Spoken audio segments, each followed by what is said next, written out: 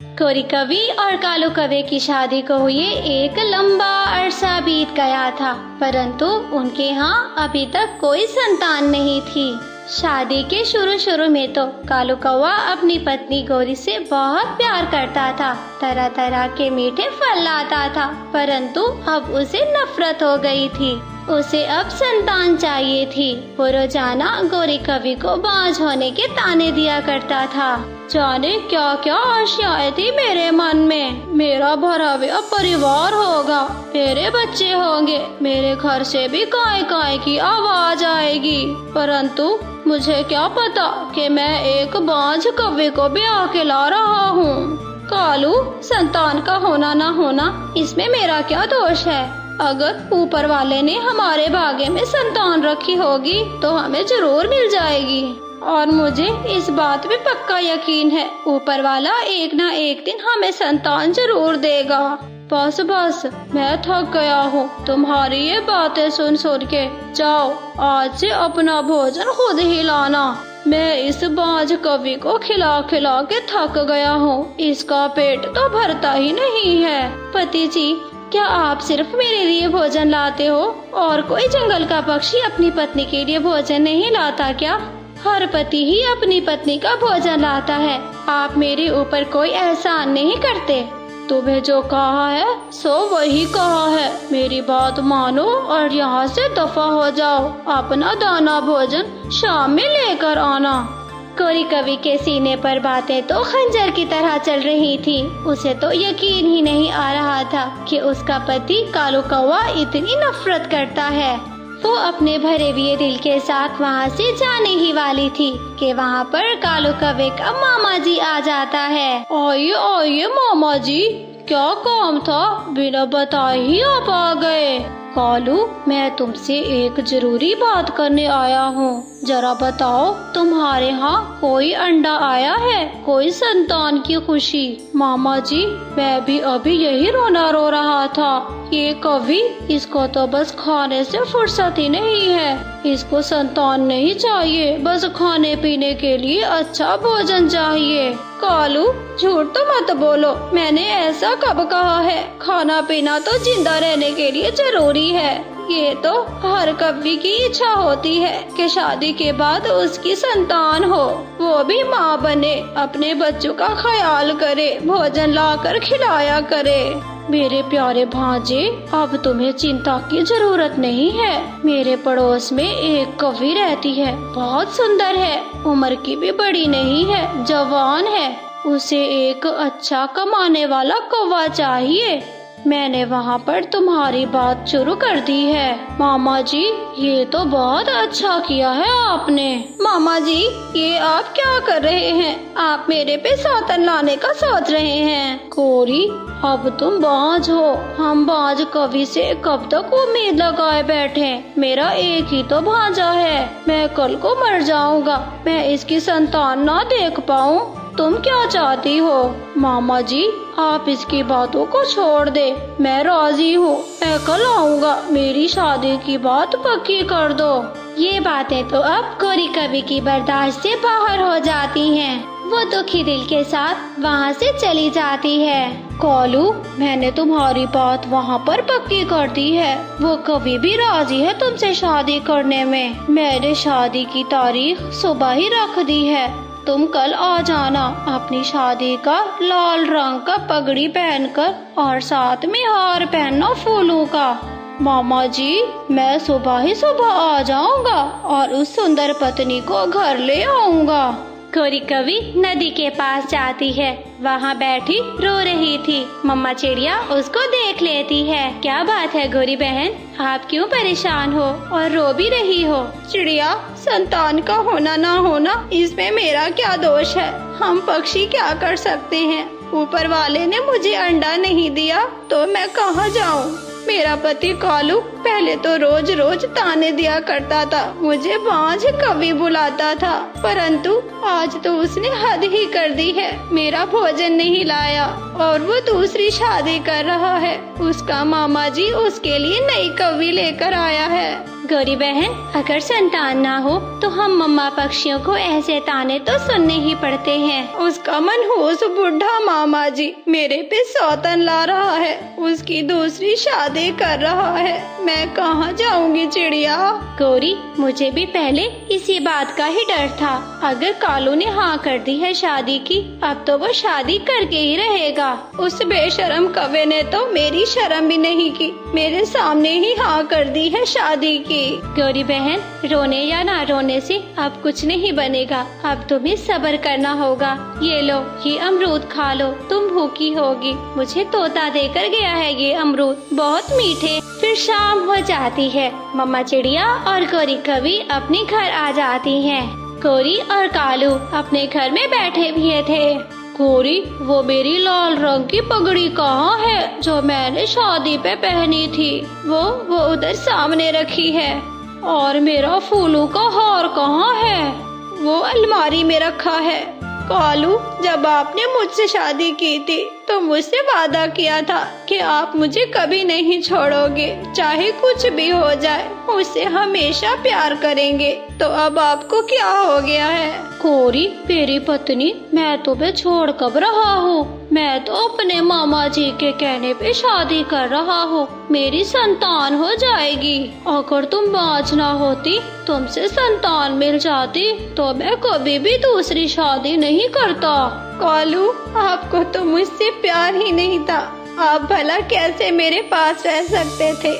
आपको दूसरी पत्नी चाहिए थी। संतान का तो एक बहाना है। जितनी संतान की इच्छा आपकी है, मेरी भी उतनी ही है। मैं जानती हूँ संतान के बिना रहना बहुत मुश्किल है। आप थोड़ा सा इंतजार कर लेते, ऊपर वाला हम पे तरस खाकर हमें एक अंडा दे देता।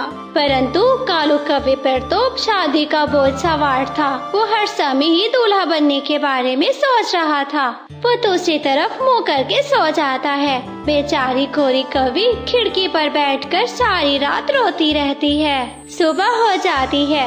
कालू सुबह ही सुबह उठ जाता है। वो अपनी लाल रंग की पगड़ी और फूलों की माला पहन लेता है। मैं कैसा लग रहा हूँ? मैं उस सुंदर कवि को पसंद तो आ जाऊंगा ना? पति जी, मुझे तो अपनी शादी का दिन याद आ रहा है। मुझे तो विश्वास नहीं हो रहा कि आप दूसरी शादी भी कर सकते हैं। आप मुझे छोड़ सकते हैं। अरे तुम फिक्र मत करो, शाम को तुम्हें विश्वास आ जाएगा जब मैं अपने साथ पिंकी को लेकर आऊंगा। फिर कालू कौवा वहाँ से चला जाता है। वो तो कुछ ज्यादा तेज उड़ रहा था। उसे तो कुछ ज्यादा ही शौक था दूसरी शादी का। कालू भांजे, तुम तो सुबह ही सुबह आ गए हो। मामा जी, मैंने सोचा कहीं मुझे देर ना हो जाए, मैं जल्दी चला जाऊं। मैं तो रात को तैयार होके सोया था। तो फिर चलो, मैंने पिंकी को भी कल बता दिया था कि सुबह शादी है, वो भी तैयार ही होगी। फिर कालू और उसका मामा जी उस पिंकी कौवी के घर चले जाते हैं। पिंकी जी, मेरा नाम कालू है। मैं आपको बहुत खुश रखूंगा। बताया तो होगा मेरे मामा जी ने मेरे बारे में। कालू, खाने में मुझे मकई का भुट्टा और साथ में मिठाई बहुत पसंद है। पिंकी जी, मैं तो आपके लिए तरह तरह के भोजन लाया करूँगा। भांजे जी, अगर वो बुढ़ी कवि ठीक से रहे तो रहने देना, ज्यादा लड़ाई करे तो उसको घर से निकाल देना। और हाँ, उसको बता देना कि वो अपना भोजन खुद ही लाए। मामा जी, आप चिंता ना करे, मैं उस बुढ़ी कवि के पास नहीं जाऊंगा। पिंकी के होते हुए मुझे उसकी क्या जरूरत है? अगर कुछ ज्यादा उल्टा सीधा बोलेगी, दो लगा के उसको घर से निकाल दूंगा। फिर कबूतर और चिड़िया गौरी कवि के घर जाते हैं। गौरी बहन, मैंने आज ही देखा है तुम्हारा पति कालू सेरा बांधे जा रहा था, बड़ा सज धज के। कबूतर, मेरा पति शादी करने गया है। मैं क्या करूं? मैं तो लुट गई हूँ, मैं तो बर्बाद हो गई हूँ। मर जाए उसका बुढ़ा मामा जिसने उसकी दूसरी शादी करवाई। गोरी बहन, मैं यही तो समझाने आई हूँ आपको। अब काम गुस्से से नहीं चलेगा, बल्कि चुप रहने से चलेगा। अगर आप कुछ भी बोलोगी तो वो आप पे गुस्सा करेगा। वो आपको घर से भी निकाल सकता है। इस उम्र में कहाँ जाओगी? ये पापा पक्षी बहुत बेवफा होते हैं। ये दूसरी शादी बहुत शौक से करते हैं। पापा पक्षियों को तो पहली वाली पत्नी बोझ लगती है। मैं समझती हूँ चिड़िया कि तुम क्या कहना चाहती हो। जिंदगी भी तो गुजारनी है। मैं भी तो जीता जागता पक्षी हूँ। मुझे भी कोई बात बुरी लग सकती है। वो अब क्या करेगा मेरे साथ? वो पत्नी लेकर आएगा अपनी। हाय, मेरा क्या बनेगा? वो सभी घर में बैठे हुए थे कि कालू कौवा अपनी पत्नी पिंकी को लेकर आ जाता है। अच्छा हुआ चिड़िया और कबूतर, तुम दोनों यहीं पे हो। मेरी सुंदर पत्नी देखो और मेरी शादी की खुशी में मिठाई खाओ। कालू, तुम्हें देख के लगता नहीं है कि तुमने संतान के लिए शादी की है। ऐसा लगता है कि तुम्हें शौक था शादी करने का, बुढ़े होके सर पे सेहरा बांधने का, फूलों की माला पहनने का। कालू भैया, हमें नहीं चाहिए आपकी कोई भी मिठाई। अपने पास रखिए, अपनी इस पिंकी को खिलाइए। कबूतर और चिड़िया वहाँ से चले जाते हैं। पिंकी जी, आप क्या खाओगी? भोजन लाऊं आपके लिए? क्या तुम सौतन हो मेरी? पहले तो मैं बहुत गुस्से वाली थी, परंतु अब मैं मान गई हूँ। जो किस्मत में लिखा था वो मुझे मिल गया है। मैं तुम लोगों को कुछ नहीं कहूँगी, आपकी हर बात मानूंगी। परंतु कालू जी, मुझे घर से मत निकालना। मेरी बूढ़ी माँ मुझे देख के तो मर जाएगी। वो जीते जी मर जाएगी। इधर मुझे जितनी तकलीफ होगी मैं बर्दाश्त कर लूंगी, पर खुदा के लिए मुझे घर से मत निकालना। तो फिर जाओ, अपनी सौतन के लिए भोजन लेकर आओ। फिर कोरी कवि भोजन लेने चली जाती है। कोरी कवि टूटे हुए दिल के साथ उड़ी जा रही थी। उसे कुछ भी समझ नहीं आ रहा था। वो नदी के पास बैठ जाती है और वहाँ रोने लग जाती है। कबूतर जो पास वाले पेड़ पे बैठा हुआ था, वो कोरी कवि के पास आ जाता है। कोरी, अब चुप कर जाओ। 1-2 दिन की बात होती तो रो लेती, परंतु ये तो उम्र भर का रोग है। ये कभी खत्म नहीं होगा। अब तुम्हें ही समझना होगा। कबूतर, मुझे तो दुख इस बात का है कि कालू अब मुझसे नफरत करता है। मुझे अजीब अजीब नामों से पुकारता है, मेरी इंसल्ट करता है। वो हमारा प्यार भूल गया है। उसे मेरा प्यार याद नहीं है। कबूतर के पास एक मकई का भुट्टा था। वो मकई का भुट्टा गोरी कवि को दे देता है। कबूतर भैया, मुझे माफ कर देना। मैंने कई बार तुम लोगों की बेइज्जती की है, परंतु मेरा पति छोड़ गया। तुम पक्षियों ने मेरा साथ नहीं छोड़ा। मुझे पता है आपने सुबह से कुछ नहीं खाया। आप सारी बातें छोड़ें और ये मकई के दाने खा लें। फिर गोरी वो भुट्टा खा लेती है। अब मुझे जाना होगा। मुझे अपने पति और अपनी सौतन जी के लिए भोजन की खोज भी करनी है। गोरी जैसे ही उड़ने लगती है, उसको चक्कर सा आ जाता है। उसका जी मचलाने लगता है। वो वहीं पर फिर से बैठ जाती है। चिड़िया भी वहाँ पर आ जाती है। कबूतर भैया, क्या हुआ है गोरी को? मेरे पास कुछ मकई के दाने थे, वो मैंने गोरी को दिए। वो मकई के दाने खाने के बाद मुझे चक्कर सा आ गया। मेरा जी मतलाने लग गया और मैं बैठ गई। गोरी बहन, बधाई हो, बधाई हो। आप माँ बनने वाली हो। ये तो बहुत खुशी की खबर है। आपको अंडा होने वाला है। जब मैं भी पहली बार माँ बनी थी तो मुझे भी ऐसा ही फील हुआ था। ये सुनकर तो गोरी कवि की खुशी से चीख निकल जाती है। चिड़िया, क्या मैं सच में माँ बनने वाली हूँ? क्या सच में मेरा अंडा आने वाला है? देखा देखा गोरी बहन, ऊपर वाले ने तुम्हें कितनी बड़ी खुशी दी है। मैं ना कहती थी कि एक ना एक दिन तुम माँ जरूर बनोगी। अब जल्दी से घर जाओ। कालू भैया को बताओ, वो तुम्हारा भी अब बहुत ध्यान रखेगा। तुम्हें भी बहुत प्यार देगा।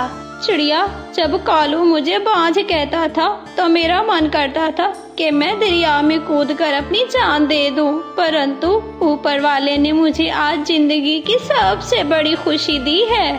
फिर शाम हो जाती है। गोरी कौवी और मम्मा चिड़िया अपने घर आ जाती हैं। पिंकी कौवी और कालू कौवा एक ही घोंसले में बैठे हुए थे कि वहाँ पर गोरी कौवी आ जाती है। कालू, आपको पता है कि आज ऊपर वाले ने हमें जिंदगी की सबसे बड़ी खुशी दी है। तुम्हारी कौन सी लॉटरी लग गई है कि तुम इतनी ज्यादा खुश हो रही हो? सारे घर में शोर मचा के रखा हुआ है। कालू जी, मैं माँ बनने वाली हूँ। मुझे आज ही पता चला है कि मेरे घोंसले में एक छोटा सुंदर सा अंडा आने वाला है। गौरी, क्या तुम सच कह रही हो? कहीं मेरा दिल रखने के लिए झूठ तो नहीं बोल रही? तो और क्या कालू जी, मैं सच बोल रही हूँ। हमारा अंडा आने वाला है। पिंकी कौवी को तो जैसे सांप ही सूंघ गया था। अच्छा ठीक है, माँ बनने वाली हो तो कौन सा नया कारनामा है? हर कभी माँ बनती है। मेरे सर में दर्द है, यहाँ से दफा हो जाओ और मुझे सोने दो। फिर रात हो जाती है। गोरी कौवी सो जाती है। कालू कौवा भी नींद में होता है, परंतु पिंकी कौवी को सारी रात नींद नहीं आती। सुबह हो जाती है। गोरी से कालू कौवा कहता है, गौरी, आज तुम भोजन लेने नहीं जाओगी। आज तुम्हारा भोजन मैं ले आऊँगा। कोई अच्छा और मीठा फल लाऊंगा। पति जी, आप मेरा भोजन लाएंगे या फिर इस गोरी कौवी का? पिंकी, ये अब माँ बनने वाली है। ये ज्यादा उड़ नहीं सकती। इसके पेट में तो अंडा है। कालू जी, आप मेरी चिंता मत करें, मेरा भोजन चिड़िया दे जाएगी। फिर पिंकी और कालू अपना भोजन लेने के लिए वहाँ से चले जाते हैं। वो सीधा नदी पर जाते हैं। कबूतर और चिड़िया भी नदी पर बैठे हुए थे। कौवे भैया, बधाई हो, आप पापा बनने वाले हैं। गोरी कौवी को तो अंडा हो गया है। अंडा गोरी को होने वाला है? बधाई हमें किस चीज की दे रही हो? जाओ और उस गोरी को बधाई दो। हमारा सुबह से दिमाग खराब किया हुआ है। हर पक्षी, बधाई हो, बधाई हो। गद्दी बदतमीज कौवी, जरा तमीज नहीं है। हम लंबे अरसे से एक दूसरे के साथ रह रहे हैं और हम गोरी कौवी की खुशी को अपनी खुशी मानते हैं। कालू कौवा तो चुप करके सबका मुंह तके जा रहा था। पिंकी बहन, आपको भी तो कालू भैया ने संतान के लिए रखा हुआ है। आपने अभी तक क्यों खुशखबरी नहीं सुनाई? जल्दी से आप भी कोई खुशखबरी सुना दें, फिर हम भी आपको बोलेंगे बधाई हो, बधाई हो। चलो कालू, मुझे नहीं बैठना इन गंदे पक्षियों के पास। चलो हम कहीं और जाकर बैठते हैं। फिर पिंकी कालू को वहाँ से लेकर चली जाती है। गौरी बहन, ये लो तुम्हारा भोजन, और तुम भोजन की चिंता मत करना। कभी मैं लाया करूँगी तो कभी कबूतर तुम्हारे लिए भोजन लाया करेगा। चिड़िया और कबूतर, तुम दोनों कितने अच्छे हो, मेरा कितना ख्याल रखते हो। मैं तुम्हारा एहसान कभी नहीं भूलूंगी। अब मुझे भी कुछ न कुछ करना होगा। माँ बनने का नाटक करना होगा। वो कालू तो अपनी गोरी पर ही फिदा हो रहा है, वो तो मुझे भूल भी सकता है। मैं ऐसा करती हूँ कि मैं भी माँ बनने का नाटक करती हूँ, फिर वो मेरा भी बहुत ख्याल रखेगा। कौवा, जो कि थोड़ी दूर भोजन लेने गया हुआ था, वो वहाँ पर आ जाता है। फिर पिंकी अपने पति कालू से कहती है, पति जी, सुबह से मेरा जी मचला रहा है। मुझे कुछ अजीब सा फील हो रहा है। मेरी माँ जी कहती थी, जब ऐसा होने लगे तो बेटा समझ जाना कि कोई खुशखबरी है। क्या मैं समझा नहीं तुम्हारी बात को? कालू जी, मैं भी माँ बनने वाली हूँ। अब समझे या फिर अब भी नहीं समझे तुम मेरी बात को? क्या सच में पिंकी, तुम सच बोल रही हो? तो और क्या, मेरी शक्ल आपको झूठी लगती है क्या? पिंकी, अब तो मेरे घर में दो बच्चे, मेरी दोनों पत्नियां मम्मा बनने वाली हैं। मेरे घोंसले से काए काए की आवाज हर समय आएगी।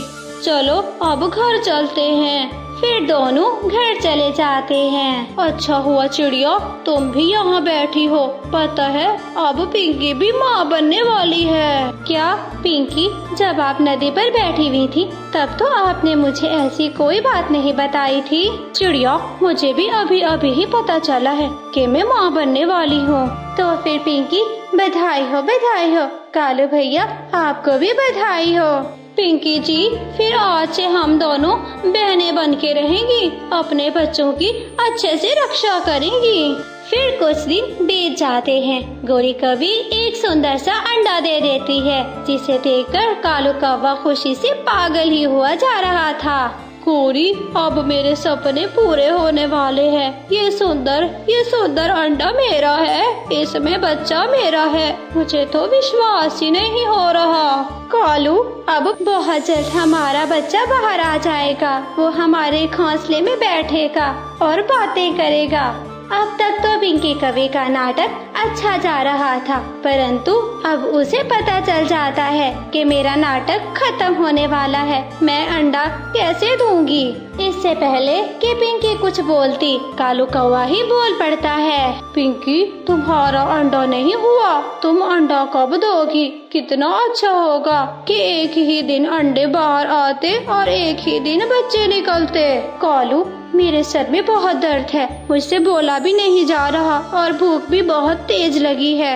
मैं जाता हूँ और तुम दोनों के लिए अच्छा सा भोजन लेकर आता हूँ। फिर कालू कौवा वहाँ से चला जाता है। पिंकी, बुरा मत मनाना, मुझे नहीं लगता कि तुम माँ बनने वाली हो। तुम्हारा पेट तो जरा भी नहीं फूला, कहीं भी अंडे की जगह नजर नहीं आती। तुम अब तक झूठ बोलती आई हो, मेरे पति को धोखा देती आई हो। ये सुनकर तो पिंकी की जान निकल जाती है। नहीं, मेरा अंडा भी आने वाला है। कुछ ही दिनों में मेरा अंडा भी आ जाएगा, देख लेना फिर। अरे, मैं तो मजाक कर रही थी। सौतन जी, तुम तो वाकई में डर गई। फिर कालू नदी के पास बैठा चिड़िया से बातें कर रहा था। चिड़िया, मुझे पिंकी की समझ नहीं आती, बस दिन रात खाती रहती है। ये अंडा क्यों नहीं दे रही? कहीं से भी नहीं लगती कि ये अंडा देने वाली है। गौरी ने तो सुंदर सा अंडा दे दिया है, मेरा दिल खुश कर दिया है गौरी ने। कालू भैया, सच पूछो तो मुझे तुम्हारी दूसरी पत्नी झूठी लगती है। वो झूठ बोल रही है, वो माँ नहीं बनने वाली, वो सिर्फ नाटक कर रही है। वो केवल इसलिए झूठ बोल रही है कि कहीं तुम उसे छोड़कर गौरी और उसके अंडे से ना प्यार करने लग जाओ। चिड़िया, मैंने दूसरी शादी करके अपनी गौरी पत्नी पे बहुत जुल्म किया है। उसको भोजन भी नहीं ला कर देता था। उसने मुझे जिंदगी की सबसे बड़ी खुशी दी है। सच पूछो तो मैं बहुत पछता रहा हूँ दूसरी शादी करके। कौवे भैया, अब तो जो होना था हो चुका है। अब तो दोनों पत्नी के साथ ही आपको निभाना है। बस चिड़िया, अब मुझे खोज लगानी है। मुझे पता करना है कि वाकई में वो माँ बनने वाली है या फिर झूठ बोल रही है। कौवे भैया, आप शांत हो जाएं। शाम तक मैं सच आपके सामने लेकर आऊंगी कि वो माँ बनने वाली है या फिर नाटक कर रही है। आपने भोजन ले लिया है या फिर अभी लेने जाना है? चिड़िया, और तो कुछ नहीं, बस ये कुछ चावल के दाने मिले हैं, मैं यही घर लेकर जा रहा हूँ। कालू भैया, भोजन की चिंता तो नहीं है, चलो मैं अभी आपके साथ आपके घर चलती हूँ।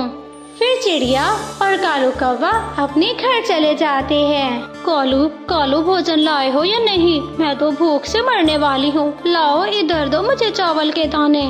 पिंकी बहन, अंडा होने वाला है ना, तो इन दिनों भूख कुछ ज्यादा लगती है। चिड़िया, आज मैं सारा दिन अपने अंडे पर बैठी रही हूँ। मैंने बहुत गर्म किया है अपने अंडे को। गौरी बहन, ऐसे अंडे पर बैठी रहोगी तो बच्चा बहुत जल्द निकल आएगा। पिंकी, आप हमारे साथ चलो। कालू कह रहा है कि हमने तुम्हारा चेकअप करवाना है किसी अच्छे डॉक्टर से। कहाँ चलना है मैंने तुम लोगों के साथ? चील दी के पास चलना है। वो तुम्हारा चेकअप करेगी कि अंडा ठीक भी है कि नहीं, अंडा कब तक बाहर आएगा। गौरी कौवी तो समझ जाती है कि चिड़िया ऐसी बातें क्यों कर रही है।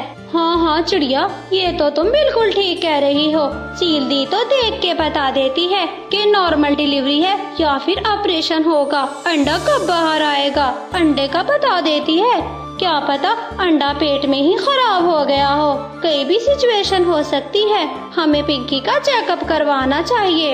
ये सारी बातें सुनकर तो पिंकी जान जाती है कि आज उसका झूठ पकड़ा ही जाएगा। फिर कालू कौवा भी उसे कहता है, चलो पिंकी, हमने जल्दी जाना है, फिर शाम में वापस भी आना है। मैं गौरी को ज्यादा देर घर में अकेला नहीं छोड़ सकता। पिंकी बहन, आप क्यों खामोश हैं? आप क्यों नहीं बोल रही हैं? कुछ तो बोले। बस इतना ही चिड़िया का कहना था कि पिंकी तो फूट फूट कर रोने लगती है। क्या हुआ पिंकी बहन, हमने तो ऐसी कोई बात नहीं की जिससे आप रोने लग जाओ। फिर सभी पिंकी से रोने की वजह पूछते हैं। कालू मैं तो इसीलिए झूठ बोल रही थी कि कहीं आप मुझसे ज्यादा गौरी को प्यार ना करने लग जाओ। मैं माँ नहीं बनने वाली, मैंने सिर्फ नाटक किया था। कालू, आज मैं तुझे बहुत सारे सच बताना चाहती हूँ। अगर तुम्हारी मुझसे दूसरी शादी थी तो मेरी भी तुमसे दूसरी शादी थी। मेरे पति ने मुझे इसलिए छोड़ दिया था कि मैं बांझ हूँ, मैं कभी माँ नहीं बन सकती। कालू, अब मैं तुम्हारा और गौरी जी का भोजन लाया करूँगी, तुम लोगों की खिदमत किया करूँगी। बस प्लीज मुझे घर से और अपनी जिंदगी से ना निकालना। मुझे सारे काम करने आते हैं, बस वो तो कालू जी के इतने प्यार और मोहब्बत ने मुझे बिगाड़ के रखा हुआ था। कालू भैया, ये सब तुम्हारे मामा का किया धारा है। तुम्हारा मामा तो सब कुछ जानता था ना, उसने जान के फंसाया है आपको। इसमें पिंकी का कोई दोष नहीं है। आप पिंकी से कुछ मत कहिएगा। 2 दाने और 1 छत, इसके अलावा और कुछ नहीं मांगेगी पिंकी आपसे। फिर इस तरह कालू की आंखें फटी की फटी रह जाती हैं अपने मामा जी की असलियत को जानकर। फिर कुछ दिन बीत जाते हैं। गौरी कवि के अंडे से प्यारा सा बच्चा निकल आता है। वो तो उनका बेटा पैदा होता है। बेटे का नाम वो जग्गू कवा रखते हैं। उस जग्गू कवे से सब प्यार करते हैं। पिंकी भी अपने पति कालू और अपनी सौतन गौरी के साथ बहुत खुश रहती है। उस बच्चे को अपना बच्चा समझती। टूनी नाम की एक चिड़िया अपने बच्चों के साथ एक जंगल में रहती थी। टूनी चिड़िया के लिए उसके बच्चे ही उनकी सारी दुनिया थी। वो अपने बच्चों को पढ़ाने के लिए खूब मेहनत करती थी। टुनटुनी नाम की चिड़िया टूनी की खास दोस्त थी। एक दिन की बात है कि टूनी चिड़िया अपने बच्चों से कहती है, सुनहरी और गोलू, आजकल तुम दोनों की शरारतें बहुत बढ़ गई हैं। अगर तुम दोनों ने अपनी शरारतें कम नहीं की तो मैं तुम्हें तुम्हारे टीचर से शिकायत कर दूंगी। माँ प्लीज ऐसा ना करो, हम आज के बाद सच्ची में शरारत नहीं करेंगे। हाँ माँ, हम भी आज के बाद कोई शरारत नहीं करेंगे। ये हुई ना बात, चलो अब मैं काम पर चलती हूँ। पर माँ, बाहर तो बहुत बरसात हो रही है, आज आप काम पर नहीं जाएं तो क्या जरूरी है? हाँ जरूरी है बेटा, मैंने तुम्हारी पढ़ाई के लिए जो कर्ज लिया है उसे चुकाने के लिए मुझे काम करना होगा। माँ आप अपना ध्यान रखना। हाँ मेरे बच्चों, तुम दोनों भी अपना ध्यान रखना। और जैसे ही टूनी चिड़िया घर से बाहर निकलती है कि बरसात और भी ज्यादा तेज हो जाती है और उस बरसात के पानी में बहुत सारी चीजें सभी बच्चों की बहती हुई जा रही थी। चिड़िया ये सब देखकर कहती है, हे भगवान, ये क्या हो गया? अचानक से इतनी तेज बरसात कैसे हो गई? मैं तो इतनी ऊंचाई पर सुरक्षित हूँ, पर ना जाने मेरे बच्चे कैसे होंगे। यूं टूनी चिड़िया अपने बच्चों को लेकर चिंता में थी। उधर दूसरी तरफ घर पर सुनहरी और गोलू डर कर कोने में बैठे रो रहे थे। गोलू भैया, मुझे सच्ची में बहुत डर लग रहा है, हम इस बरसात में कहीं बह ना जाएं। क्या? ऐसे मत कहो दीदी, हमें ना किसी हाल में यहाँ से निकलना होगा। अरे अरे अरे दीदी दीदी, देखो देखो, अपना तो घोंसला भी गिर रहा है। दीदी जल्दी चलो, हम ऊंची टहनी पर बैठे हैं। सुनहरी और गोलू अपने घोंसले से निकलकर पेड़ की ऊंची टहनी पर बैठकर बहुत डर रहे थे कि ठीक उसी समय टुनटुनी चिड़िया कहीं से उड़ती हुई आ रही थी। अरे ये क्या? ये तो टूनी के बच्चे हैं जो बरसात में भीग रहे हैं। अरे अरे अरे, चलो चलो जल्दी से इनकी मदद करनी होगी। टुनटुनी चिड़िया तुरंत उस पेड़ पर जाकर बैठी। अरे टुनटुनी मौसी, हमें लग रहा था कि हम इस बरसात में बह जाएंगे, पर आप हमारी मदद करने आ गई। तुम्हें डरने की कोई जरूरत नहीं है मेरे बच्चों, तुम दोनों मेरे कंधे पर बैठो, मैं तुम्हें दूसरी पहाड़ी पर लेकर चलती हूँ। फिर टुनटुनी चिड़िया ने उन दोनों को अपनी पीठ पर बिठाया और पहाड़ी पर ले गई, जहाँ टूनी चिड़िया भी बैठी हुई थी। टुनटुनी, मैं कब से अपने बच्चों के बारे में सोच रही थी और सोच कर बहुत चिंता कर रही थी, पर तुमने सही समय पर भगवान की तरह आकर मेरे बच्चों की जान बचाई। अरे मेरी टूनी बहन, दोस्तों में भला धन्यवाद किस लिए? दोस्ती में तो कोई धन्यवाद की जगह ही नहीं होती है। फिर वो दोनों ऐसी बातें कर ही रहे थे कि अचानक पेड़ की टहनी टूटकर टुनटुनी चिड़िया पर गिरी और बेचारी टुनटुनी चिड़िया वहीं पर मर गई।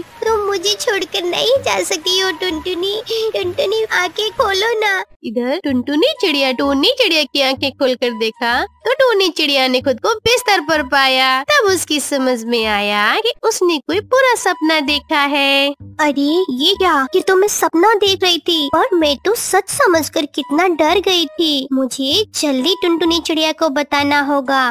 सवेरा होते ही टूनी चिड़िया तुरंत टुनटुनी से मिलने उसके घर गई। टूनी, सुबह सुबह यहाँ कैसे आना हुआ? अरे बहन, दरअसल मैंने एक बुरा सपना देखा। तुमने मेरे बच्चों की जान बचाते हुए अपनी जान गंवा दी। अरे हंस क्यों रही हो? तुम अब नाटक देखना बंद करोगी तब ना, वरना तुम ऐसे ही नाटक देखोगी तो तुम्हें रोज ऐसे ही सपने आते रहेंगे। अच्छा चलो, अब जंगल चलकर लकड़ियाँ भी लाते हैं। हाँ हाँ ठीक है, चलते हैं। और सुनो कि मैं अपने बच्चों को भी अपने साथ लेकर चलती हूँ। हाँ हाँ क्यों नहीं, बच्चों को भी अपने साथ ले चलें। फिर टुनटुनी और टूनी चिड़िया जंगल में लकड़ी तोड़ने के लिए एक ही साथ वहाँ से निकल जाते हैं। सभी शाम के समय घर वापस लौट ही रहे थे कि अचानक रास्ते में धुआंधार बरसात शुरू हो गई। अरे ये क्या, इस समय बरसात क्यों हो रही है? मुझे बहुत डर लग रहा है। टूनी, डरने की कोई जरूरत नहीं है। यहाँ पास में ही हरी तोती रहती हैं। हम अपने बच्चों को वहाँ छोड़कर अपने घर जाएंगे और देखेंगे कि सब ठीक है या नहीं। टुनटुनी चिड़िया टूनी के बच्चों को हरी तोती के घर पर जाकर छोड़ देती है और अपने घर जाने के लिए बरसात में निकल देती है। कि वो घर जाने के बाद देखती है कि बरसात के पानी में कई पक्षी बह जा रहे थे। देखो देखो टुनटुनी, अपने दोस्त बह रहे हैं। चलो हमें उनकी मदद करनी चाहिए। हाँ हाँ बहन, बिल्कुल। फिर उन दोनों ने मिलकर कई पक्षियों को बहने से बचा लिया। तभी वहाँ पर हरी तोती का घोंसला भी टूटकर पानी में बहने लगा। टूनी, तुम्हारे बच्चे, टूनी देखो तुम्हारे बच्चे, जल्दी चलो टूनी, तुम्हारे बच्चे पानी में बह रहे हैं। तुम चलो जल्दी से गोलू को बचाओ और मैं जाकर सुनहरी को बचाती हूँ। उन दोनों ने बच्चों को बहने से बचा लिया। टुनटुनी, अगर सच में आज नहीं आप होती तो ना जाने मेरे बच्चों के साथ क्या होता। अरे बहन, फिर कर दी ना वही वाली बात। कहा ना कि दोस्त दोस्तों के बीच ऐसी बातें अच्छी नहीं लगती। हम दोनों दोस्त पक्के दोस्त हैं और हमेशा ही पक्के रहेंगे। फिर वो दोनों ऐसे बातें कर ही रहे थे कि सच में पेड़ की टहनी टूटकर टुनटुनी चिड़िया के ऊपर गिर जाती है और सच में इस बार टुनटुनी चिड़िया मर जाती है। इस बार टूनी चिड़िया और उसके बच्चों को इस बात का बहुत दुख हुआ और बेचारी टूनी अकेली रह गई। टुनटुनी, तूने सच में बहुत अच्छी दोस्ती निभाई और मैं तेरे लिए कुछ नहीं कर पाई, लेकिन आज मैं खुद से ये वादा करती हूँ कि मैं अपने बच्चों को बिल्कुल तेरे जैसा पक्षी बनाऊंगी। यह कहकर टूनी चिड़िया अपने बच्चों को घर ले आई और उसके साथ अपना जीवन व्यतीत करने लगी। रामपुर के जंगल में टूनी नाम की एक मेहनती चिड़िया रहा करती थी। वह अपने खेत में अपनी बेटी टुनटुनी चिड़िया के साथ मिलकर दिन भर काम किया करती थी। उसका वह खेत साहूकार कड़कनाथ सेठ के यहाँ गिरवी रखा हुआ था। टुनटुनी चिड़िया बहुत खूबसूरत थी, लेकिन एक दिन कड़कनाथ टूनी चिड़िया के घर आता है। टूनी बहन, अरे ओ टूनी बहन। आ रही हूँ सेठ जी। तभी टूनी चिड़िया की बेटी पानी लेकर आती है। ये लीजिए कड़कनाथ सर जी, पानी पीजिए आप। कड़कनाथ सेठ की नजर जैसे ही टुनटुनी चिड़िया पर पड़ती है, वो टुनटुनी की खूबसूरती देखकर हैरान हो जाता है। अरे टूनी चिड़िया, मेरा ब्याज कब देगी? कड़कनाथ सेठ जी, अभी लेकर आती हूँ। टूनी चिड़िया ब्याज के पैसे लाकर कड़कनाथ सेठ को देती है। सेठ जी गिन लीजिए, पूरे पैसे है ना? ब्याज पूरा भी है। लेकिन टूनी चिड़िया, तेरी बेटी तो बड़ी हो गई है, क्या इसकी शादी के बारे में तूने नहीं सोचा? हाँ सेठ जी, एक अच्छे चिड़े की खोज में तो लगी हूँ। जल्द ही जैसे कोई अच्छा चिड़ा मिल जाएगा तो मैं इसकी शादी कर दूंगी। ठीक है टूनी चिड़िया, अब मैं चलता हूँ। यह कहकर कड़कनाथ सेठ वहाँ से चला जाता है, लेकिन वह रास्ते भर टुनटुनी चिड़िया की खूबसूरती के बारे में सोच रहा था। उसके दिमाग में अभी भी टुनटुनी चिड़िया का चेहरा ही घूम रहा था। ऐसे ही वक्त गुजर जाता है। टूनी चिड़िया अगली फसल की तैयारी करती है। टुनटुनी बेटा, इस बार हम फिर से खेतों में अच्छी मेहनत करेंगे, जिससे फसल भी अच्छी होगी। और अगर फसल अच्छी हुई तो इस बार कड़कनाथ सेठ का पूरा कर्जा चुका देंगे और अपने खेत भी छुड़ा लेंगे। हाँ माँ, कड़कनाथ सेठ का बार बार अपने घर पर आना मुझे अच्छा नहीं लगता। वो मुझे अजीब नजरों से भी देखता है। बेटा, तेरी यह बात तो बिल्कुल सही है। अब हम दोनों खेतों में काफी मेहनत करेंगे। और कुछ दिनों के बाद खेतों में फसल लहरा उठी। माँ, इस बार अपने खेतों में बहुत अच्छी फसल हुई है। हाँ टुनटुनी चिड़िया, फसल तो इस बार बहुत अच्छी हुई है, लेकिन मैं भगवान से इस बार प्रार्थना करती हूँ कि खेत से फसल ठीक ठाक तक घर पहुँच जाए। माँ, तुम घबरा क्यों रही हो? खेत में एक फसल तो पक गया, बस काटने भर की देरी है। उसके बाद इसे हम लोग घर पर पहुँचा देंगे। हाँ बेटा, इसीलिए तो भगवान से हाथ जोड़कर प्रार्थना कर रही हूँ कि मौसम ठीक ठाक बना रहे। तो टूनी चिड़िया का डर सच में बदल जाता है। लगातार सप्ताह भर बारिश होती रहती है। मैं इसी दिन के लिए तो डर रही थी, लेकिन भगवान ने इस बार मेरी फसल को देखा नहीं गया। अब हम कड़कनाथ सेठ को कर्जा कैसे देंगे? उसे ब्याज पे पैसे देने के लिए मेरे पास पैसे नहीं हैं, और यह बारिश तो रुकने का नाम ही नहीं ले रही है।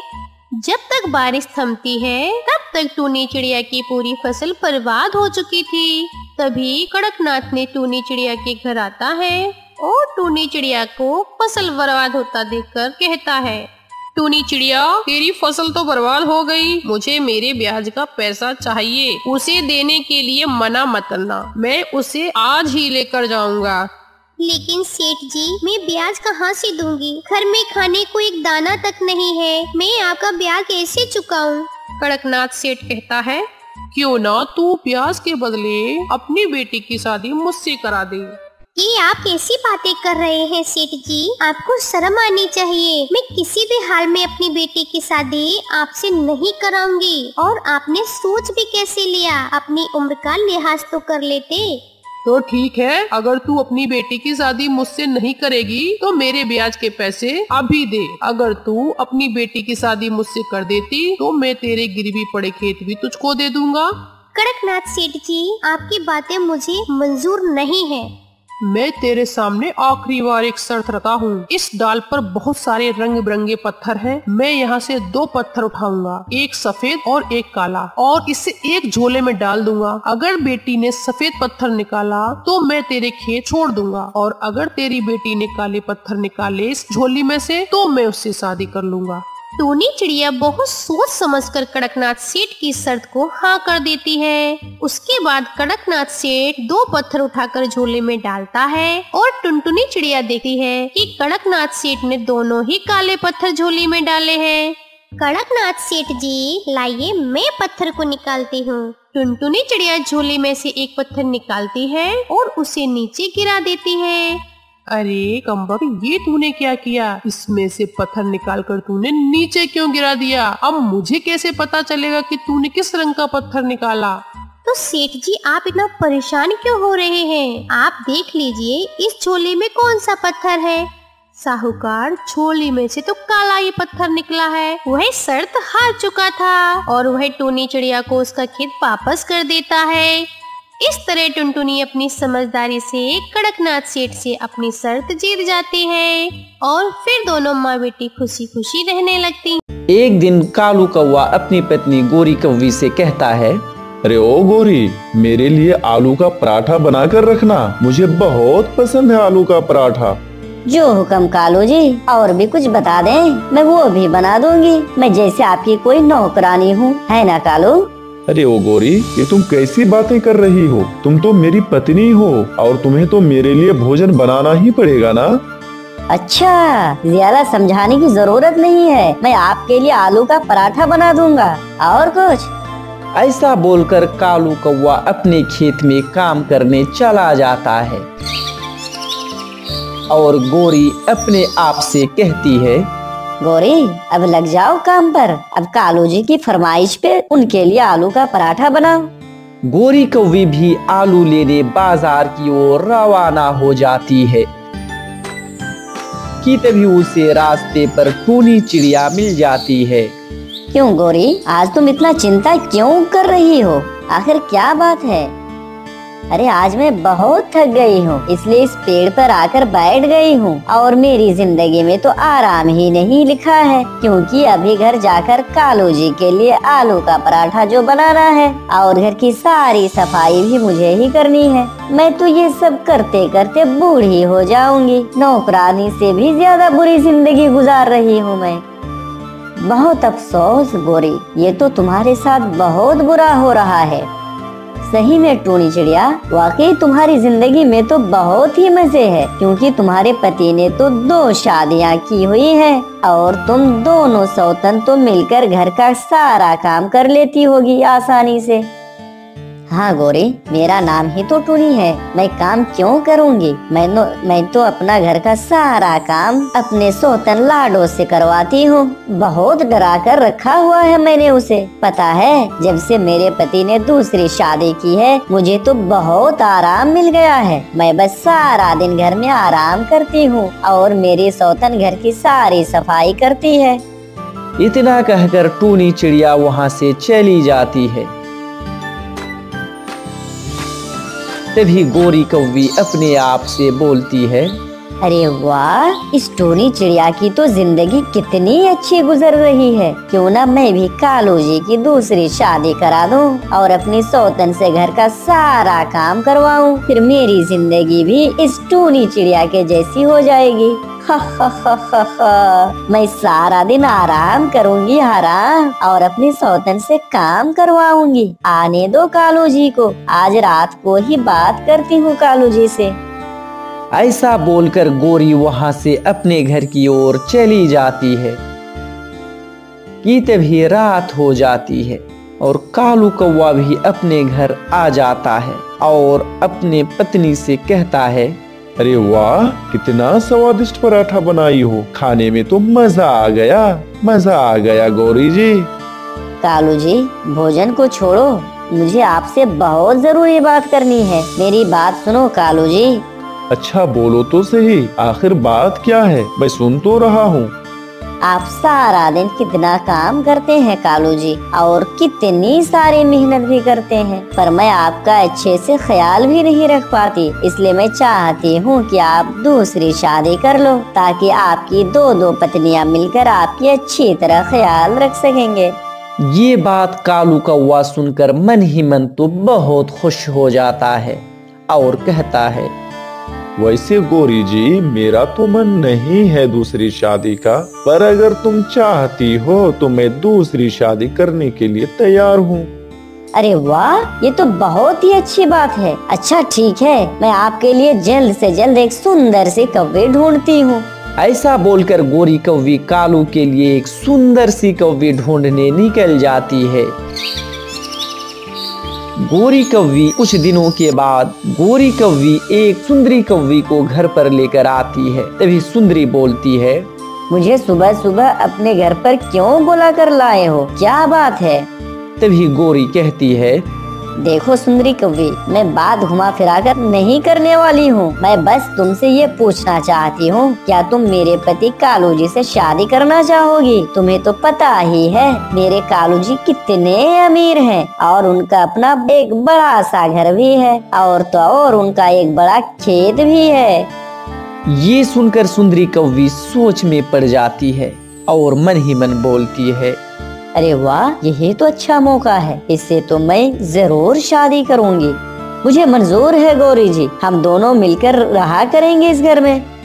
तभी गोरी मन ही मन बोलती है, बेटा एक बार तो आ जाओ अपने घर में, फिर बताऊंगी कि कैसे रहते हैं। चलो सुंदरी कौवी, आज मैं तुम्हें जंगल की अच्छी से सैर करवाती हूँ। कालू कौवा सुंदरी कौवी को जंगल की सैर कराने ले जाता है और तभी बंटी कबूतर गोरी के पास आ जाती है। अरे गोरी कौवी, ये मैं क्या देख रही हूँ? तुम भला कालू कौवा की दूसरी शादी क्यों करवा रही हो? तुमने सोचा नहीं कि शादी के बाद कितनी मुश्किल होगी? बंटी, तुम्हें पता नहीं है शायद, गोरी कौवी कभी भी बिना सोचे समझे कोई काम नहीं करती। मैं तो कालू कौवा की दूसरी शादी करवा कर ही रहूंगी। ठीक है गोरी कौवी, बस मेरा काम तो समझाना था, बाकी तुम्हारी मर्जी। फिर कह देती हूँ मैं तुम्हें, बाद में बहुत पछताओगे।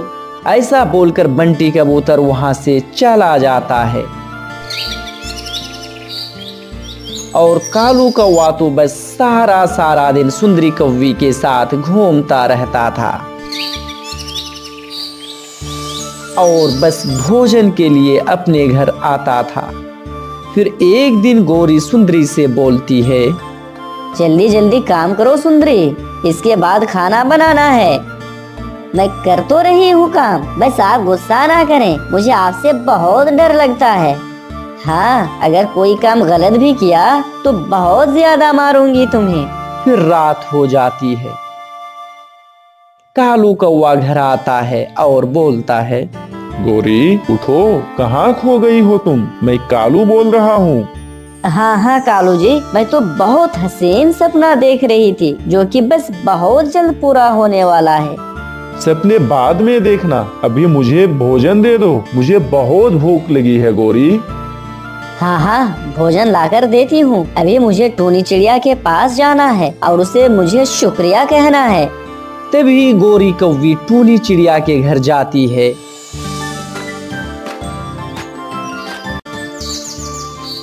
तभी गोरी कौवी टूनी के घर पर देखती है कि उसे घर का सारा काम करवा रही थी।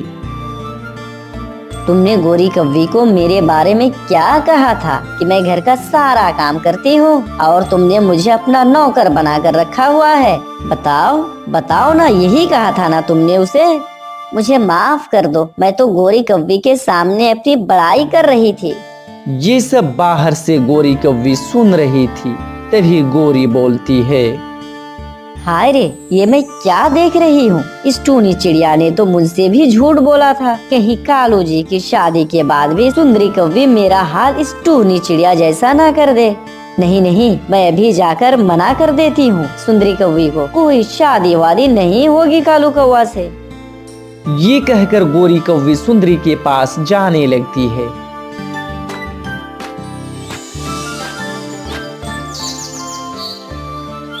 सुंदरी कौवी और उसका भाई बैठे हुए बातें कर रहे थे। भाई, मैं आहिस्ता आहिस्ता उस कालू कौवा को काबू में कर रही हूँ, और वो जो उसकी पत्नी है ना गोरी कौवी, वो तो बहुत ही निहायत बेवकूफ है। वो गोरी कौवी को तो मैं शादी के बाद बताऊंगी कि घर का सारा काम कैसे करते हैं, सारा घर का काम करवाऊंगी उससे। और भाई तुम चिंता मत करो, तुम्हारे घोंसले की रोजाना सफाई उससे करवा दिया करूंगी। ये सब सुनकर तो गोरी कौवी गुस्से में आग बबूला हो जाती है। तभी गोरी कौवी सुंदरी के पास जाकर बोलती है, दुष्ट कौवी, मुझे अपना नौकर बनाओगी तुम्हें तो मैं छोड़ूंगी नहीं। और हाँ, तुम्हारी कोई शादी वादी नहीं होगी कालू कौवा से। आई बड़ी मेरी कालू कौवा से शादी करने। ऐसा कहकर गोरी कौवी वापस अपना घर चली जाती है। और इधर टूनी और उसका भाई बंटी अपने खेत में बैठकर बातें करते हैं। तभी टूनी बोलती है, बंटी भैया, इस बार जानकारी मिली है कि मौसम बहुत अच्छा रहेगा, तो इस बार हमें अपने खेत में क्या बोना चाहिए? टूनी, मैं सोच रहा हूँ कि इस बार हमें क्यों ना अंडे की खेती करनी चाहिए। इन दिनों बहुत अच्छी होती है अंडे की खेती। हाँ बंटी भैया, आप सही कह रहे हैं, अंडे की खेती ही सही रहेगा। लेकिन हर बार हमारी फसल जब तैयार होती है तो कालू और गोरी चुरा कर ले जाते हैं। हाँ टूनी, वो दोनों कभी मेहनत नहीं करना चाहते, बस हमेशा चोरी ही करते हैं। परंतु इस बार हम उन्हें चोरी नहीं करने देंगे, चाहे कुछ भी हो जाए कबूतर भैया, वे दोनों चोरी के बिना नहीं मानेंगे। ऐसे दोनों बातें करते करते अपनी फसल बोने लगते हैं।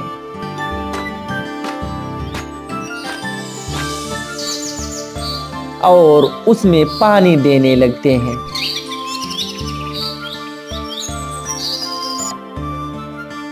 ऐसे शाम हो जाती है और उधर गोरी अपने घर में कालू से बोलती है, कालू जी, हमें बताइए कि इस बार टूनी चिड़िया अपने खेत में क्या बोई है। गौरी, मैं अभी अभी ये सुनकर आया हूँ कि वो इस बार अंडे की फसल बोने वाली है।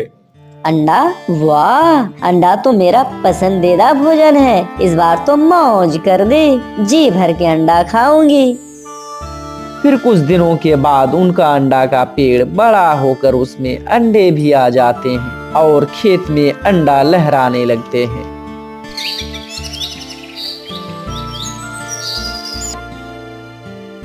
बंटी भैया, अब हमारी फसल पककर तैयार हो गई है। आप बताइए कि उन दोनों दुष्ट पति पत्नी के बारे में क्या सोचा है।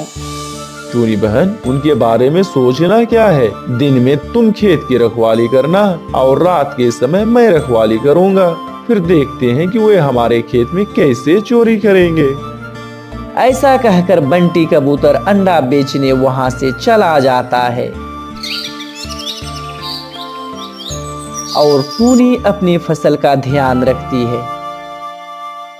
और उधर गौरी अपने घर पर कालू से बोलती है, चलें कालू जी, मुझसे सूखा दाना और नहीं खाया जाता। टूनिया और बंटी तो अंडा बेचने बाजार चले गए होंगे।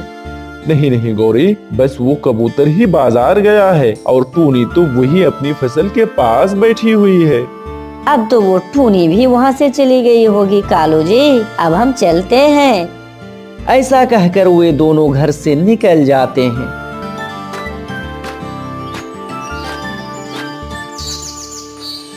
और अंडे की फसल के पास आ जाते हैं, लेकिन टूनी को वहां बैठा देखकर दूर किसी एक पेड़ पर बैठ जाते हैं।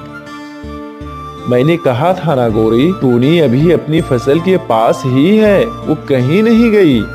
हाँ कालू जी, हम यहीं पर बैठकर इसके जाने का इंतजार करते हैं। ऐसा कहकर वे दोनों टूनी के जाने का इंतजार करने लगते हैं।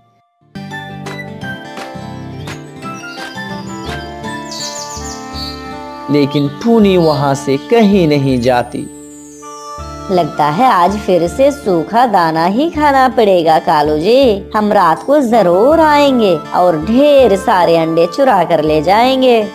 ऐसा कहकर वे दोनों वहां से चले जाते हैं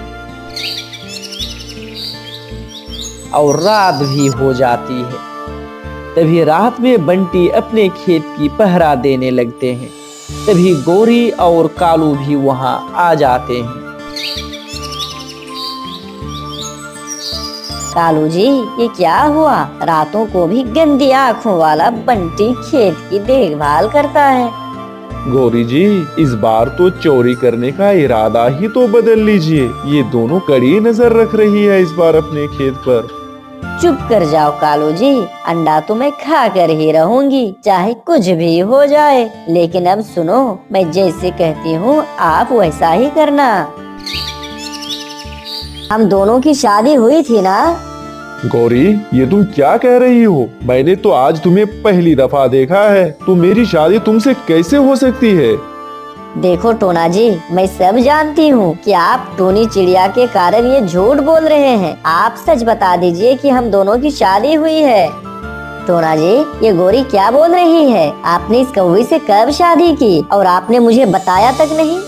अरे भाई, ये गोरी कौवी झूठ बोल रही है, तुम समझने की कोशिश करो। मैंने इस गोरी से कभी भी शादी नहीं की है, बल्कि इसे मैं पहली मर्तबा देख रहा हूँ। अरे भाई कौवी, मैंने तुम्हारा क्या बिगाड़ा है जो तुम टूनी चिड़िया को झूठ मूठ का ये सब सुना रही हो? मैं झूठ क्यों कहूँगी टूनी? कुछ दिन पहले जब तुम अपनी माँ के घर गई थी तो टोना जी ने मुझसे शादी की थी। क्या मतलब टोना जी, तुमने इससे काफी पहले शादी की है? गोरी कौवी, तुम झूठ क्यों बोल रही हो? तुम मेरा और टूनी का झगड़ा क्यों करवाना चाहती हो? चलो यहाँ से चली जाओ। कोई यहाँ से कहीं नहीं जाएगा, बस अब बहुत हो गया। मैं अपनी माँ के पास हमेशा हमेश के लिए जा रही हूँ। ये सारी बातें चल ही रही होती है कि वहाँ पर लाडो चिड़िया आ जाती है और लाडो कहती है, अरे भाई क्या हो गया टूनी? सुबह सुबह तुम दोनों से लड़ाई क्यों कर रही हो? देखो ना लाडो चिड़िया, टोना जी ने इस गोरी कौवी से शादी की हुई है और मुझे बताया भी नहीं।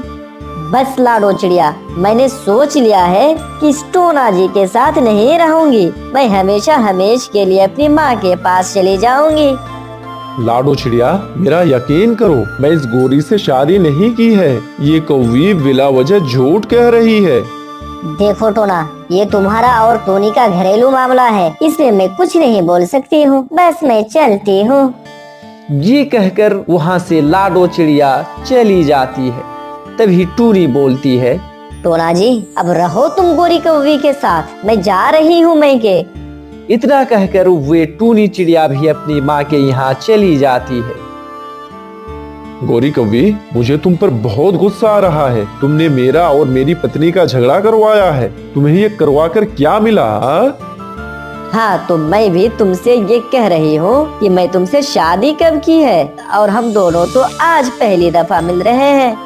अरे, तो ये बात तो तुम्हें टूनी चिड़िया को बतानी चाहिए थी। अब टूनी चिड़िया चली गई तो ये बात बताने का क्या फायदा? मैं टूनी को भी ये बात बता दूंगी, लेकिन मेरी एक शर्त है। अगर तुम मेरी बात मानोगे तो मैं वापस तुम्हारी पत्नी को घोंसले में ले आऊंगी। क्या शर्त है तुम्हारी? तुम मुझे जल्दी से बताओ। तुम मुझे भोजन से भरी 2 पोटलियाँ दे दो, तब तुम्हारी पत्नी को जाकर सब कुछ सच सच बता दूंगी। क्या मतलब? तुम ये सब सिर्फ भोजन के लिए कर रही थी? लेकिन मेरे पास इतना भोजन नहीं है, मैं तुम्हें कहाँ से दूँ? तुम्हारे पास कल तक का समय है। मैं कल किसी समय तुम्हारे घोंसले में आऊंगी। तुम मुझे कहीं से भी 2 भोजन से भरा पोटलियाँ दे देना। इतना कहकर गोरी कौवी वहाँ से चली जाती है। बाप रे बाप, ये बैठे बैठाए ये कौन सी मुसीबत गले पड़ गई है। अब मैं उस गोरी को 2 भोजन से भरी पोटलियाँ कहाँ से ला कर दूंगा? लेकिन अगर मैंने उस कौवी को भोजन ना ला कर दिया तो टूनी चिड़िया कभी भी अपने मायके से वापस नहीं आएगी। मैं टूनी के बगैर आखिर कैसे रहूंगा? मुझे किसी भी तरह उस कौवी को भोजन देना पड़ेगा। और फिर टोना वहाँ से भोजन की तलाश में चला जाता है। टोना भोजन ढूंढता ढूंढता जा रहा है, लेकिन टोना को एक भी जगह एक भी दाना नहीं मिलता है। इसलिए टोना भोजन ढूंढता ढूंढता जंगल से बाहर चला जाता है। जंगल से बाहर भोजन ढूंढ रहा होता है कि टोना के सामने दिखाई देता है कि एक कौवा भोजन की 2 भरी पोटली लेकर जा रहा होता है। वह कौवा उड़ता हुआ एक घर के पास आता है और उस घर के अंदर आ जाता है। ये सब कुछ टोना भी देख रहा होता है।